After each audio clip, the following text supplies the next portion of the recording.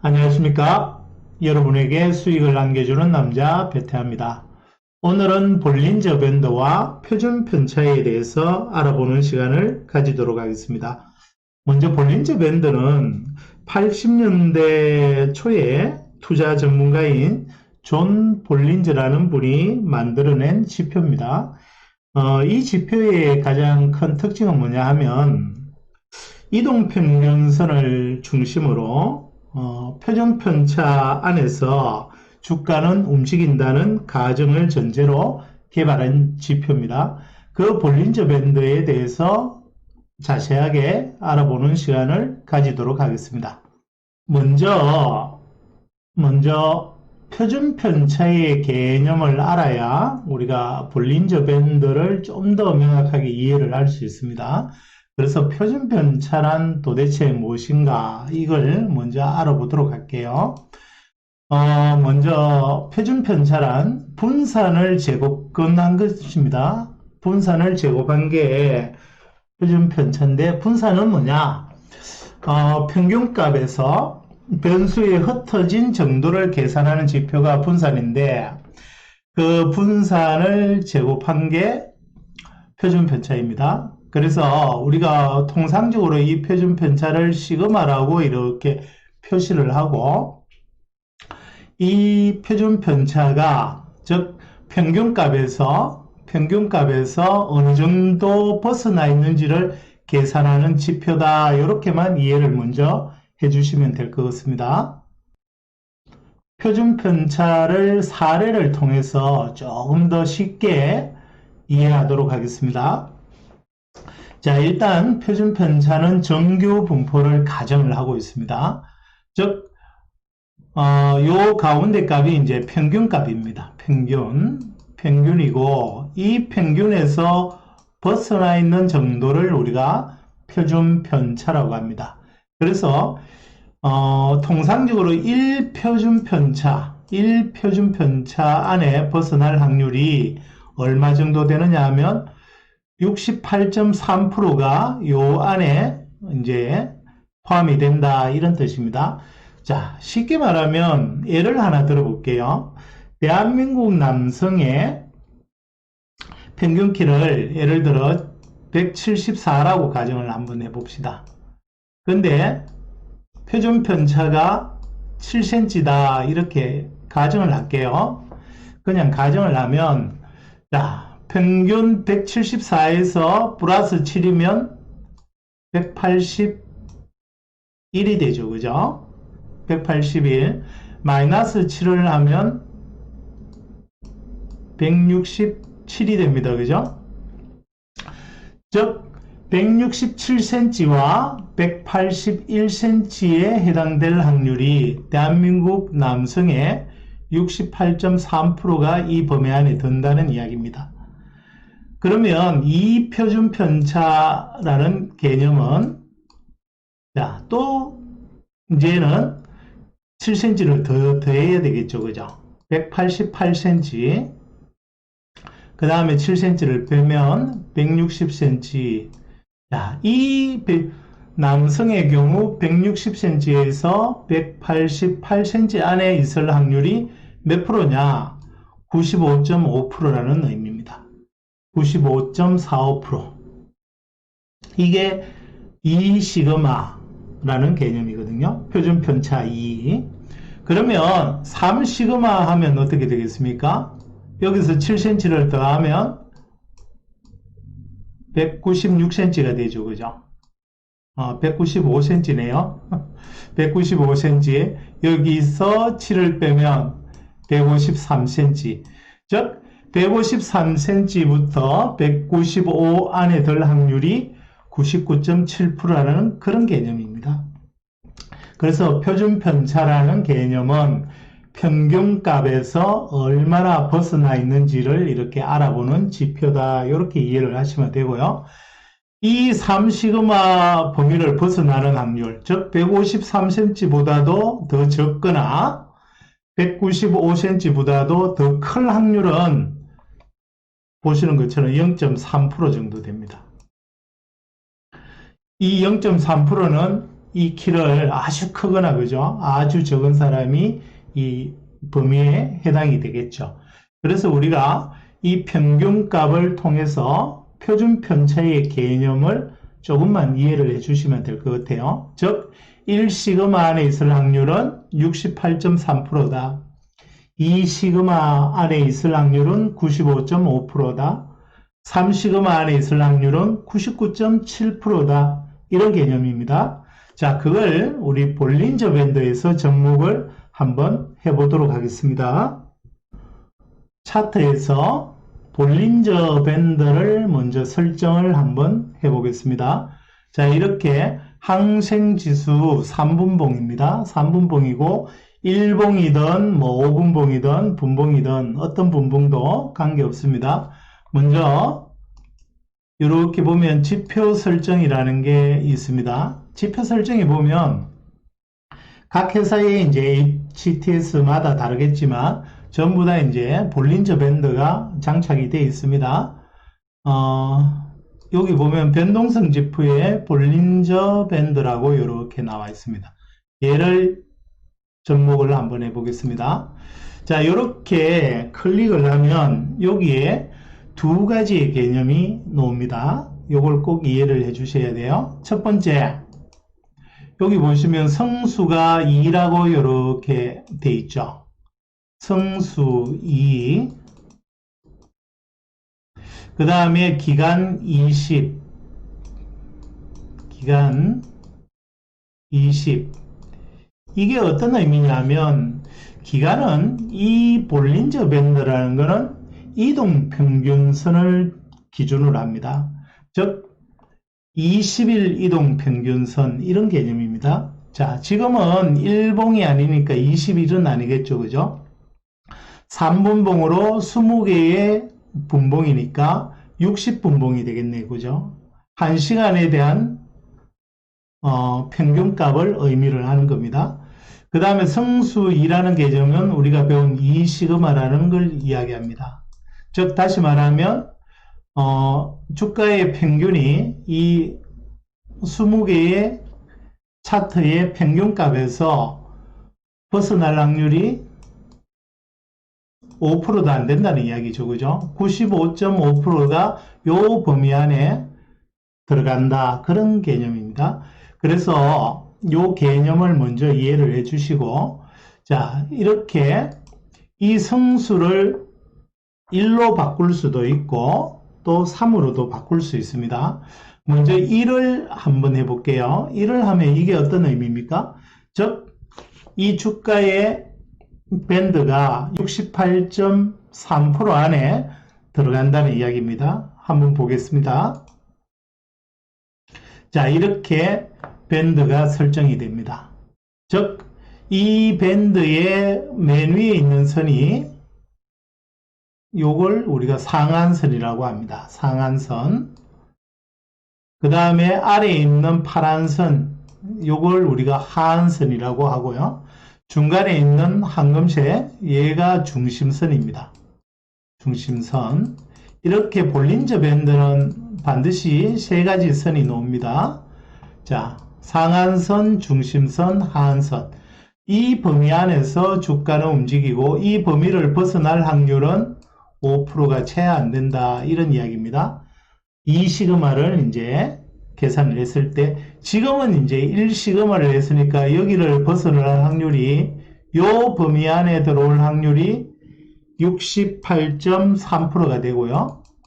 나머지가 이 벗어나는 확률이니까 보시는 것처럼 밴드 범위 밖에 이렇게 있는 시간들이 많죠. 봉들이 많죠. 그죠?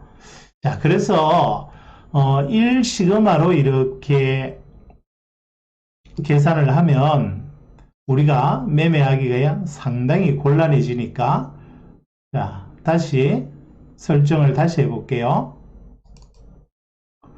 이번에는 3시그마를 한번 해보겠습니다. 3시그마로 적용을 하면 값이 이런 식으로 나옵니다. 앞의 내용하고는 완전히 틀리죠. 이 상한선, 하한선 범위를 벗어나는 경우가 극히 드뭅니다. 극히 드물어요. 그죠? 즉 0.3%, 99.7%가 이 밴드 안에 위치하니까 0.3% 정도만 이 라인을 벗어나는 수준이 됩니다. 그래서 이것도 우리가 매매를 해보면 상당히 곤란한 경우가 많으니까 가장 대표적인 이 시그마로 설정을 다시 해볼게요. 이 표준 편차로 이래 적용을 하면 이제는 이제 우리가 평소에 보던 볼린저 밴드의 모습이 이제 완성이 되죠. 지표 설정하는 방법에 대해서 방금 이제 우리가 자세히 알아봤습니다. 표준 편차의 개념이 어떤 개념이고 그 밴드를 설정했을 때 밴드 안에 있을 확률과 벗어날 확률에 대해서 먼저 이해를 했습니다. 이제는 이 볼린저 밴드를 통해서 매매하는 기법에 대해서 말씀을 드리겠습니다. 자, 볼린저 밴드 이론에 의하면 주가는 95.45% 밴드 내에서 움직인다. 이 개념 이해하셨죠? 그죠? 이 시그마 안에 있을 확률이, 즉 평균값에서 이동평균선의 평균값에서 움직일 확률이 95.44%다. 이런 개념입니다. 자, 그 다음 두 번째, 밴드 폭은 일정하지 않고 좁아졌다, 넓어졌다를 반복한다. 자, 다시 말하면 주가가 행보를 하면 볼린저 밴드의 폭은 상당히 좁아집니다. 그리고 추세가 나기 시작하면 이 밴드의 폭이 이제 커지는 경향이 있습니다. 그 부분을 이야기하는 거고요. 주가가 밴드를 벗어나면 추세가 생기기 시작한다.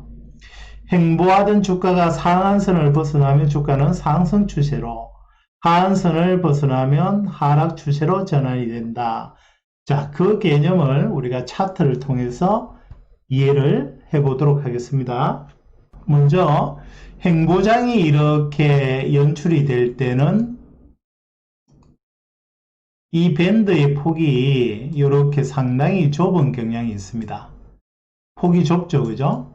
이 폭이 좁다는 것은 지금 주가가 행보 중이다. 그런데 이 행보가 끝나고 추세가 시작이 되면 이 밴드의 폭이 상당히 커지는 경향이 있습니다. 이렇게 밴드의 폭이 커진다. 이 개념을 이야기하는 겁니다. 그 다음에 두 번째는 행보 후에 이제 추세장이 연출이 될 때, 추세장이 연출이 될 때 가장 큰 특징이 어떤 특징이냐 하면, 자, 지금 하락 추세로 이렇게 돌았을 때 한번 보시면, 이 하한선을 기준으로 이 주가가 이 하한선을 계속 밑으로 건드립니다. 이렇게 이탈을 하죠. 이렇게 이탈을 하는 걸 우리가 용어를 뭐라고 하느냐 하면 워킹 더 밴드라고 해요. 워킹 더 밴드가 어떤 의미냐? 추세시는 이 밴드를, 지수가, 차트가 이 밴드를 타고 가는 경향이 있다는 겁니다. 이 밴드를 계속 가지고 이렇게 움직인다. 그래서 이게 지금은 일종의 추세가 형성이 됐다. 이렇게 보시면 됩니다. 반대로 올라가는 경우에도 대부분은 이 추세선을 타고 갑니다.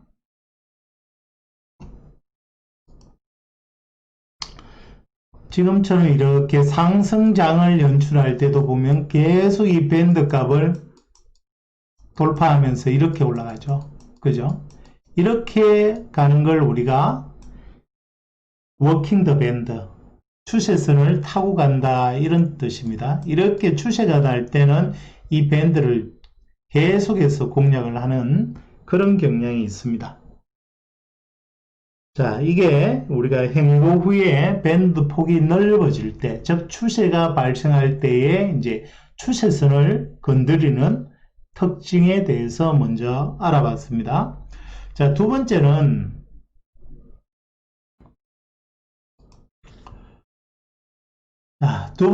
이제 중간선은 항상 지지와 저항의 역할을 합니다. 중간선은 지지와 저항의 역할을 한다. 그 개념을 같이 한번 보도록 하겠습니다. 지수가 이렇게 가다가 상승 이렇게 추세를 타지 않습니까? 그죠? 추세를 타면 그 다음에 이 중심선은 이렇게 떨어지는 주가의 지지 역할을 하게 됩니다. 지지 역할을 하면서 계속 주가를 이렇게 끌어올리고 지지 역할을 하다가 이렇게 무너지죠. 그죠? 반대로 이게 항상 중심선은 지지와 저항의 역할을 하는 경향이 있다 하는 부분이 두 번째의 특징입니다. 자, 세 번째는 상한선을 이탈한 후 밴드 안으로 이제 진입을 하게 되면 그때는 매도 타이밍이다. 하한선을 이탈한 후 밴드 안으로 진입 시 매수 타이밍이다 하는 부분에 대해서 설명을 드려보겠습니다. 이렇게 상한선 밖에서 놀던 차트가 안으로 이렇게 진입을 하죠. 진입을 하면 그때는 이제 단기 매도의 타이밍이라는 겁니다. 매도의 1차적인 목표는 중심선이 될 거고, 그죠? 2차적인 목표는 하한선이 될 겁니다. 이렇게 이제, 상한선의 밖에 있던 값이 차트가 이 상한선 안으로 이렇게 들어올 때, 안으로 들어올 때가 우리가 요 포인트가 바로 매도의 관점이다. 이렇게 보시면 됩니다. 자, 이렇게 하한선 밖에서 놀던 값이 하한선 안으로 다시 이렇게 진입을 하죠. 그죠? 이렇게 진입을 하면 이때는 이제 매수의 포인트가 됩니다.